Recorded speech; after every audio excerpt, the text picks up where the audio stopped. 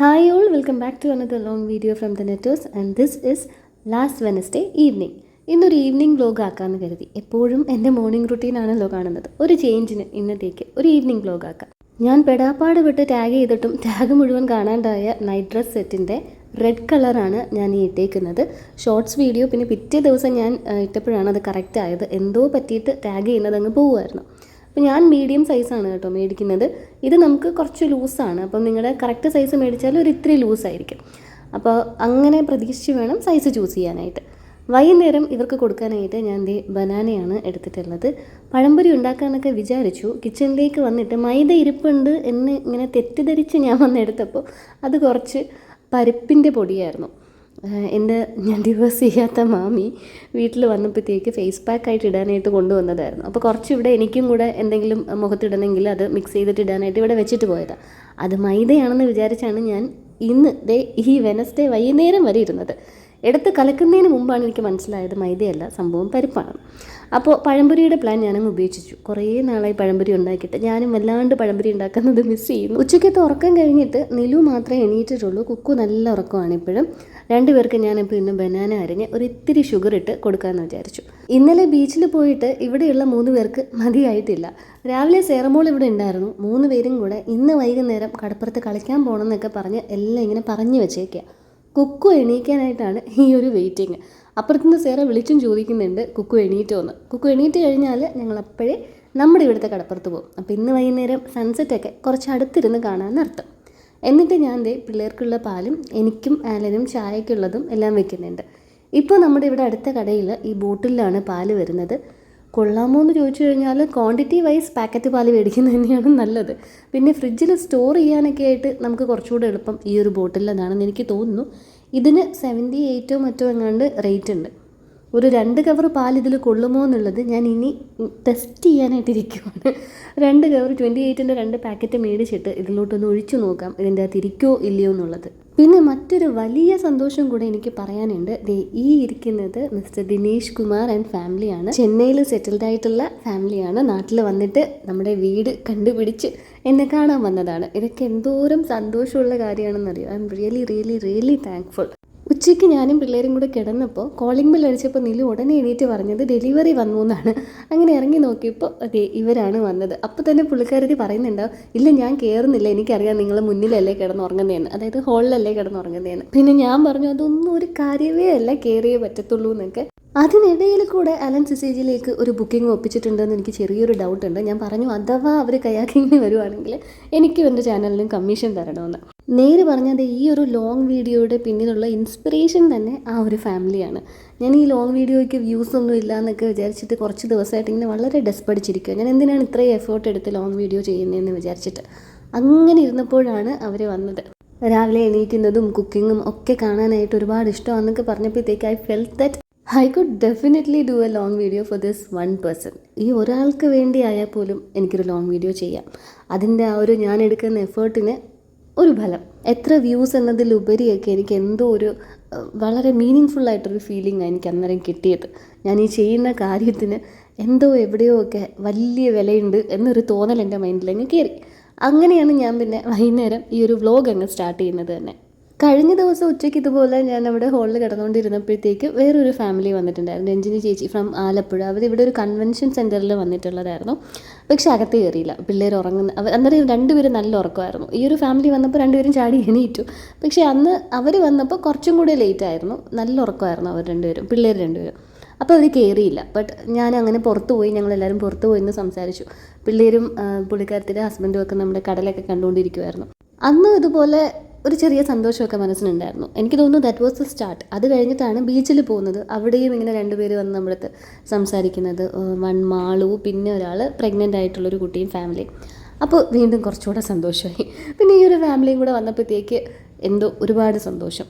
ഇനി ഞാൻ നേരിട്ട് ഞങ്ങൾ മീറ്റ് ചെയ്യുവാണെങ്കിൽ മറ്റേ നമ്മുടെ ഫിലിമിൽ നന്ദനത്തിലെ ജഗിനുത എന്ന ഒരു ബാക്ക്ഗ്രൗണ്ട് സ്കോർ ഇടണം എന്ന് വിചാരിക്കുന്ന ഒരാളും കൂടെ ഉണ്ട്, കീർത്തന. ഞങ്ങൾ ഒരുപാട് തവണ ഇന്ന് നമ്മൾ കാണും, ഇന്ന് കാണാൻ പോകാമെന്നുള്ള രീതിയിലൊക്കെ ഞങ്ങളിങ്ങനെ മെസ്സേജ് അയച്ച് അങ്ങോട്ടും ഇങ്ങോട്ടും എല്ലാം സെറ്റാക്കി വെക്കും.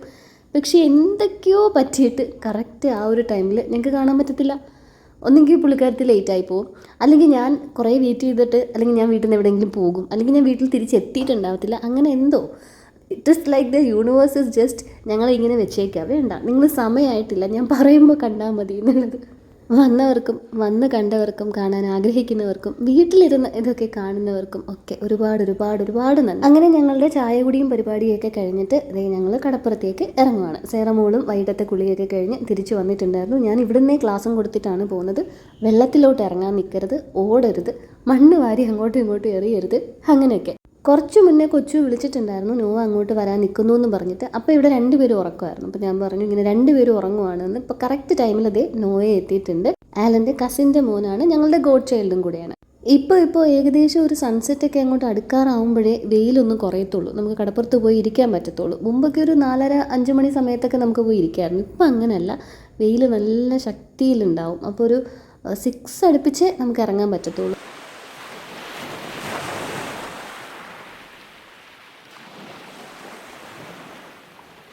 അതാ നമ്മുടെ വീടും കുരിശടിയും. വെനസ്ഡേ ആയതുകൊണ്ട് തന്നെ കുരിശടിയിൽ നൊവേന നടക്കുന്നുണ്ട്. ഇവിടുന്ന് കുറച്ച് നേരം ഇരുന്ന് കളിച്ചിട്ട് നൊവേന തീരുന്ന സമയമാകുമ്പോഴത്തേക്ക് ഇവരെല്ലാം നേർച്ച മേടിക്കാൻ ഓടും കേട്ടോ. അത് പണ്ട് ഞങ്ങളുമൊക്കെ അങ്ങനെയായിരുന്നു. എവിടെ നിൽക്കുവാണെങ്കിലും ലാസ്റ്റ് ഒരു പാട്ട് പാടും മാതാവിൻ്റെ, അതാണ് സിഗ്നൽ. മാതാവിൻ്റെ പാട്ട് കേട്ട് കഴിഞ്ഞ് കഴിഞ്ഞാൽ നേർച്ച കൊടുക്കാൻ തുടങ്ങും. അപ്പോൾ ഓടി ഇങ്ങനെ കുരിശടിയുടെ സൈഡിൽ വന്ന് പറ്റയൊക്കെ വന്ന് നിൽക്കും. നേർച്ച കൊടുക്കുമ്പോൾ അവിടെ വരുന്ന എല്ലാ കുട്ടികൾക്കും നേർച്ച കൊടുക്കും.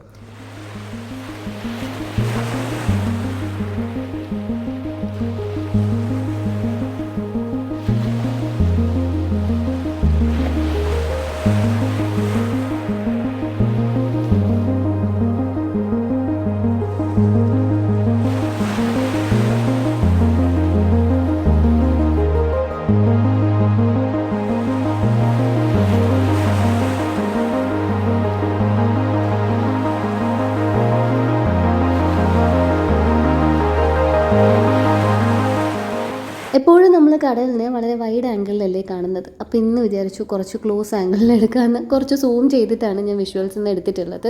2 പേര് ഇപ്പോൾ അടി തുടങ്ങും.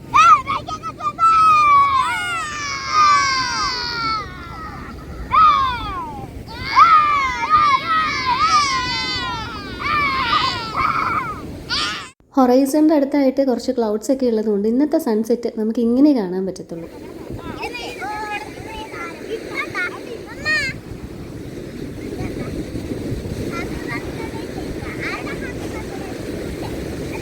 അങ്ങനെ ബർത്ത്ഡേ പാർട്ടിയൊക്കെ കഴിഞ്ഞപ്പോഴേക്ക് ഇതേ നൊവേന തീർന്നു. നേർച്ച മേടിക്കാനായിട്ട് നോവയും കുക്കും സേറമോളും പോയി. നിലൂനെ ഞാൻ വിട്ടില്ല. റോഡിൽ ചിലപ്പോൾ അങ്ങോട്ടും ഇങ്ങോട്ടും അവൻ ഓടിക്കൊണ്ടിരിക്കും. ഇനിയിപ്പോൾ എവിടുന്ന് ഏത് ബേക്കറിയിൽ നിന്നൊക്കെ ബ്രെഡ് മേടിച്ചു എന്ന് പറഞ്ഞാലും നേർച്ച കിട്ടുന്ന ബ്രെഡിൻ്റെ സോഫ്റ്റ്നെസ് നമുക്ക് ഒരു ബ്രെഡിനും കിട്ടത്തില്ല. ഞാൻ ചിലപ്പോഴൊക്കെ ഇങ്ങനെ ആലോചിക്കും, മേടിക്കുന്ന ബ്രെഡിൽ 2-3 പാക്കറ്റ് കൊണ്ടുപോയി ഈ നൊവേന നടക്കുമ്പോഴത്തേക്ക് കുരിശടിയുടെ സൈഡിൽ എവിടെയെങ്കിലും വെച്ചിട്ട് അതൊക്കെ കഴിഞ്ഞു പോയി എടുക്കാം, ചിലപ്പോൾ സാധനം ഇങ്ങനെ സോഫ്റ്റ് ആവുമെന്ന്. അതെന്തോ അതിനൊരു പ്രത്യേകതയാണ്.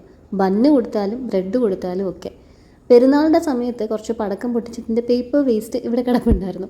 അതൊരു ബുള്ളറ്റ് റോഡ് പോലെ തോളിൽ തൂക്കി അങ്ങോട്ടും ഇങ്ങോട്ടും പിന്നെ കുറേ നേരം ഷൂട്ടിങ്ങും പരിപാടികളും ഒക്കെ ആയിരുന്നു. ഒരു 6:37 ഒക്കെ അടുപ്പിച്ചാണല്ലോ ഞാനിപ്പോൾ വൈകുന്നേരത്ത് പോസ്റ്റ് ചെയ്യുന്നത്, ഷോർട്സ് വീഡിയോസൊക്കെ പോസ്റ്റ് ചെയ്യുന്നത്. അപ്പോൾ സേറയുടെ കൂടെ നിലൂനെ പറഞ്ഞു വിട്ടിട്ട് ഞാൻ വീട്ടിൽ വന്ന് വീഡിയോസൊക്കെ പോസ്റ്റ് ചെയ്തു. പിന്നെ ആലൻ വന്നപ്പോഴത്തേക്ക് അവൻ വണ്ടിയുടെ മുന്നിൽ കയറി ഇങ്ങ് പോരുന്നു. ആലനുള്ള ചായയും ചൂടാക്കാൻ വെച്ചു. പിന്നെ നമ്മൾ പോകുന്നതിന് മുമ്പ് ദേ ഈ ഒരു പിങ്ക് ബോക്സ് എടുത്ത് വെളിയിൽ വെച്ചത് ദോശമാവാണ്. ദോശമാവ് മേടിച്ചത് കുറച്ചിരിപ്പുണ്ടായിരുന്നു. ഡാനി ചേട്ടൻ്റെ വീട്ടിൽ നിന്ന് കുറച്ച് മോദ കൊടുത്തു വിട്ടിരുന്നു. അപ്പോൾ ചേച്ചി അതിലൊരു 7-8 പീസ് മാരിനേറ്റ് ചെയ്തത് ഒരു ടിഫിൻ ബോക്സിലാക്കി മമ്മിയുടെ കയ്യിൽ വെച്ച് സ്കൂളിലേക്ക് കൊടുത്തു വിട്ടു. അതിലൊരു 2-3 പീസൊന്ന് ഉച്ചയ്ക്ക് ഞാൻ പൊരിച്ചു, ബാക്കിയെടുത്ത് കറി വെച്ചു. മോദ നമ്മൾ ഈ റെസ്റ്റോറൻറ്റിലും പ്രത്യേകിച്ച് ഈ വർക്കല സൈഡിലൊക്കെ ഫിഷ് ചില്ലി ഓർഡർ ചെയ്താൽ മോദയിലാണ് ഉണ്ടാക്കുന്നത്, ആ മീനിലാണ് ഉണ്ടാക്കുന്നത്. അത് കാണുമ്പോൾ ഈ പറയുന്ന മീനിന് ഇത്രയും രുചിയുണ്ടെന്ന് നമുക്ക് തോന്നത്തില്ല, പക്ഷേ നല്ല രുചിയുള്ള മീനാണ്. മീൻകറി ഇരിപ്പുള്ളത് കൊണ്ട് ഡിന്നർ എളുപ്പമാണ്. എൻ്റെ ബിസിനസ് പാർട്ട്ണർ അപ്പോഴത്തേക്ക് എത്തിയിട്ടുണ്ടായിരുന്നു, മിനി ആൻറ്റി. സെനോറിറ്റയുടെ ഷൂട്ടൊക്കെ കഴിഞ്ഞിട്ട് ഈ ഒരു കുർത്ത സെറ്റ്സൊക്കെ ഞാൻ ഓൾട്ടറിങ് ഒക്കെ ചെയ്തത് ഈ ഒരു ദിവസമാണ്. ഇതിൻ്റെ വീഡിയോസ് ഞാൻ ഓൾറെഡി ചാനലിൽ അപ്ലോഡ് ചെയ്തിട്ടുണ്ട്, നമ്മൾ ഫ്ലിപ്കാർട്ടിൽ നിന്ന് എടുത്ത 3 കുർത്തയുടെ. അപ്പോൾ ഇതിന് ചെറിയ ചെറിയ ഓൾട്ടറിങ് ഒക്കെ ഉണ്ടായിരുന്നു എന്ന് ഞാൻ ആ വീഡിയോയിൽ പറഞ്ഞിട്ടുണ്ട്. അതെല്ലാം ചെയ്ത് തീർത്തു. ആ ഒരു റൂം ഇപ്പോൾ എൻ്റെ സ്റ്റിച്ചിങ് റൂമായിട്ടാണ് പ്രവർത്തിക്കുന്നത്. ബെഡ്റൂമായിട്ട് ഉപയോഗിക്കാൻ മിക്ക ദിവസവും പറ്റാറില്ല. എല്ലാ ദിവസവും രാത്രി മടക്കി പറക്കി വെക്കാമെന്ന് വിചാരിക്കും, പിന്നെ ആലോചിക്കും അത് അങ്ങനെ തന്നെ മടക്കാതിട്ടുന്നാൽ സ്കൂളിൽ പോകാൻ നേരം ഇങ്ങനെ ഓടി വന്ന് ഡ്രസ്സ് ചെയ്യാൻ നേരത്ത് ഇങ്ങനെ എല്ലാം കയ്യിൽ കിട്ടുമല്ലോ. എൻ്റെ ഒരു അലമാരിയുടെ ഒരു നേച്ചർ അനുസരിച്ച് ഞാൻ ഒരു പാൻറ്റ് തപ്പിയെടുത്താൽ അതിന് എൻ്റെ മൈൻഡിൽ ഉദ്ദേശിക്കുന്ന ടോപ്പ് കിട്ടത്തില്ല. ടോപ്പ് എൻ്റെ കയ്യിൽ കിട്ടിയാൽ അതിൻ്റെ പാൻറ്റ് കിട്ടത്തില്ല. ദേഷ്യം വരുമ്പോൾ ഒരു ദിവസം മെനക്കെട്ടിരുന്ന് അമ്മയുമായിട്ട് ഇതെല്ലാം അടുക്കി പറക്കും. അങ്ങനെ അടുക്കി പറക്കുന്നതിൻ്റെ തൊട്ട് അടുത്ത ദിവസം തന്നെ ഏതെങ്കിലും ഒരു പർട്ടിക്കുലർ കളറിൽ ഒരു ലെഗിൻ കാണത്തില്ല. അത് കിട്ടണമെങ്കിൽ ഇതെല്ലാം ഞാൻ പിന്നെ വലിച്ച് താഴെ ഇടണം. അങ്ങനെ പിന്നെ വിചാരിക്കും ഞാൻ എന്തിനാ ഒതുക്കുന്നത്, ഇങ്ങനെ ഇട്ടിരുന്നാൽ തന്നെ എടുത്ത് താഴെ വലിച്ചിട്ടാലേ സാധനം കിട്ടത്തുള്ളൂ. ഒതുക്കി കഴിഞ്ഞാലും അത് തന്നെ ഗതി. യൂട്യൂബിൽ നിന്ന് കുറച്ചധികം കാശൊക്കെ കിട്ടി തുടങ്ങിയാൽ ആദ്യം ചെയ്യേണ്ട 2-3 പരിപാടികളാണ്. ഒരു വാർഡ്രോബ് സെറ്റ് ചെയ്യണം, പിന്നെ കിച്ചണിൽ ഞാനിപ്പോൾ ഈ നിൽക്കുന്നതിൻ്റെ താഴത്തെ സ്പേസ് ഫുൾ എംറ്റിയാണ്, ഈ കൗണ്ടർ ടോപ്പിൻ്റെ താഴെ. ഇതൊരിക്കലും ഞാനൊരു മോഡുലാർ കിച്ചണൊന്നും ആക്കത്തില്ല. തൽക്കാലം എനിക്ക് ഈ അടുക്കള ഭയങ്കര ഇഷ്ടമാണ്, സത്യം പറയാമല്ലോ. എസ്പെഷ്യലി ഇത് ഫ്രെയിമിൽ കാണുമ്പോൾ ഇതിന് വലിയ മാറ്റങ്ങളൊന്നും ഞാൻ ഉണ്ടാക്കത്തില്ല. പക്ഷേ ഈ താഴത്തെ സ്പേസ് എനിക്ക് യൂട്ടിലൈസ് ചെയ്യണം. സ്റ്റോറേജ് സ്പേസ് നമ്മുടെ വീട്ടിൽ ഒരുപാട് കുറവാണ്. അപ്പോൾ അവിടെ ഒരു കബോർഡ് ഇങ്ങനെ സ്ട്രെയിറ്റ് ആയിട്ട് അടിച്ചു കഴിഞ്ഞാൽ വലിയ കുറേ പാത്രങ്ങളൊക്കെ അതിനടിയിലങ്ങ് പോകും. ഇപ്പം തന്നെ ചില ഫ്രെയിംസിൽ കറിച്ചട്ടിയൊക്കെ ഞാൻ എങ്ങനെയൊക്കെയോ പിറക്കി വെച്ചിരിക്കുന്നതൊക്കെ കാണുമ്പോൾ എനിക്ക് തോന്നും, ചേട്ടാ ഇവിടെ ഒരു കബോർഡ് അടിച്ചിരുന്നെങ്കിൽ അത് എങ്ങനെ ഇരിക്കുമായിരുന്നു എന്ന്. വല്ല അലുമിനിയം ഫാബ്രിക്കേഷൻ്റെയോ PVCയുടെയൊക്കെ ചെറിയ വർക്ക് കൊടുത്തിട്ട് നമുക്ക് തട്ടിക്കൂട്ടാം. നോക്കട്ടെ, കുറച്ച് ക്യാഷ് വരട്ടെ. അതിനായിട്ട് എന്തായാലും ഞാൻ കാശ് ഉണ്ടാക്കാൻ പോകുന്നില്ല, കാശ് വന്നാൽ ചെയ്യാം. അപ്പോൾ ഞാൻ ദോശയൊക്കെ ചുട്ട് തുടങ്ങി കേട്ടോ. ഇതിനിടയിൽ ഞാൻ ദോശ ചുടുമ്പോഴേ ഇത്തിരി നെയ്യൊക്കെ ഒഴിച്ചിട്ടാണ് ചുടുന്നത്. അതിപ്പോൾ മീൻകറിയായിട്ടോ ചമ്മന്തിയായിട്ട് കഴിക്കാനായാലും ഇത്തിരി നെയ്യ് അവിടെ ഇവിടെയൊക്കെ കിടക്കുന്നത് ഒരു സുഖമാണ്.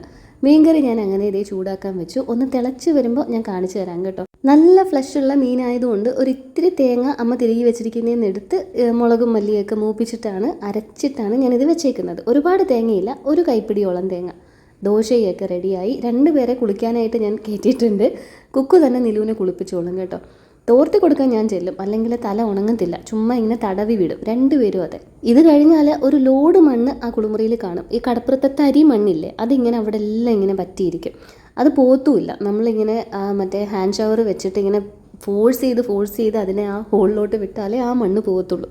ചുമ്മാ വെള്ളം ഒഴിച്ചാൽ പോകത്തില്ല. അതിങ്ങനെ അങ്ങോട്ടും ഇങ്ങോട്ടും ഇങ്ങനെ തെന്നി കളിച്ചുകൊണ്ടിരിക്കും. ലോങ് വീഡിയോസ് പോസ്റ്റ് ചെയ്യുമ്പോൾ മിക്കവരും അതിൻ്റെ എൻഡ് വരൊന്നും കാണാറില്ല. അപ്പോൾ അങ്ങനെ കാണാറുണ്ടോ എന്ന് അറിയാനായിട്ട് ഞാൻ ഇന്നൊരു പരീക്ഷണം നടത്തി നോക്കുവാണ്. ഞാൻ ഇത്രയും എത്തിയാലല്ലേ നിങ്ങളത് കേൾക്കത്തുള്ളൂ. വീഡിയോ ഹൈപ്പ് ചെയ്തിട്ടില്ലെങ്കിൽ ഒന്ന് ഹൈപ്പ് ചെയ്യണം കേട്ടോ. ലൈക്ക് ചെയ്തിട്ടില്ലെങ്കിൽ ഒന്ന് ലൈക്ക് ചെയ്യണം.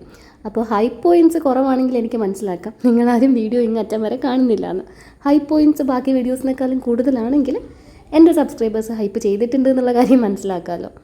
2 പേർക്ക് ഞാൻ ഓരോ മുട്ട പുഴുങ്ങിയതും കൂടെ വെച്ചിട്ടുണ്ട്. റീസൺ നമ്പർ 1, ഇന്നത്തെ ഒരു ദിവസം ഫുൾ അവർ മുട്ട കഴിച്ചിട്ടില്ല. ദിവസത്തിൽ ഏതെങ്കിലും ഒരു മീൽസിനൊപ്പം മുട്ട കൊടുക്കണം എന്നുള്ളത് എൻ്റെ മൈൻഡിൽ ഇങ്ങനെ ഉണ്ട്. ചിലപ്പോൾ ഞാനത് വൈകിട്ടങ്ങ് കൊടുക്കും, ചിലപ്പോൾ രാവിലെ, അല്ലെങ്കിൽ ചിലപ്പോൾ ഇതുപോലെ ഡിന്നറിന്. റീസൺ നമ്പർ 2, മീനിൻ്റെ കറിക്കകത്ത് കിടക്കുന്ന 2-3 കഷ്ണം മീൻ സേവ് ചെയ്ത് വെച്ച് കഴിഞ്ഞാൽ നാളെ ഇവിടെ ഉച്ചയ്ക്ക് കറി വെക്കേണ്ട. പിന്നെ ഉച്ചയ്ക്ക് 2 പേര് നല്ല രീതിയിൽ ഫിഷ് കഴിച്ചിരുന്നു. കറിയിൽ ഓരോ പീസ് മീനും ഫ്രൈ ചെയ്ത ഓരോ പീസും ഒക്കെ ആയിട്ടാണ് 2 പേർക്ക് ഉച്ചയ്ക്ക് ചോറ് വാരി കൊടുത്തത്. പിന്നെ ഞങ്ങൾ 3 പേരും കൂട്ടിരുന്ന് ഡിന്നർ കഴിച്ചു. അലൻ ഇതുവരെ എത്തിയിട്ടില്ല. വന്നിട്ട് ക്യാരംസ് കളിക്കാനായിട്ട് പുറത്തോട്ട് പോയതാണ്. അവിടെ ഇനി ഗെയിമൊക്കെ കഴിയാനായിട്ട് ഒരു സമയമാവും. വയറ് നിറഞ്ഞു. പിന്നെ ഇച്ചിരി കൂടെ ഉണ്ട്, തോനെയുണ്ട്. വയറ് നിറയുമ്പോൾ എന്ത് സൗണ്ടാണ് വരുന്നത്?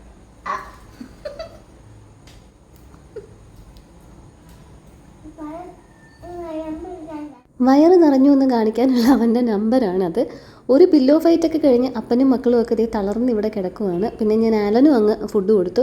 അല്ലെങ്കിൽ ഇങ്ങനെയാണ് മിന്നൽ മുരളിയാവുന്നത്. ഇങ്ങനെ ഓരോ കാര്യങ്ങളൊക്കെ ചെയ്തിട്ട് ഇടുപ്പിൽ കയ്യും കൊടുത്ത് ടട്ടടാ എന്നിങ്ങനെ മ്യൂസിക് വിടും. അപ്പം നമ്മൾ മിന്നൽ മുരളി എന്ന് പറയണം. ചാനൽ സബ്സ്ക്രൈബ് ചെയ്തിട്ടുള്ള സപ്പോർട്ട് ചെയ്യുന്ന എല്ലാവർക്കും ഒരുപാട് താങ്ക്സ്. നമുക്ക് ഇനി മറ്റൊരു വീഡിയോയിൽ കാണാം.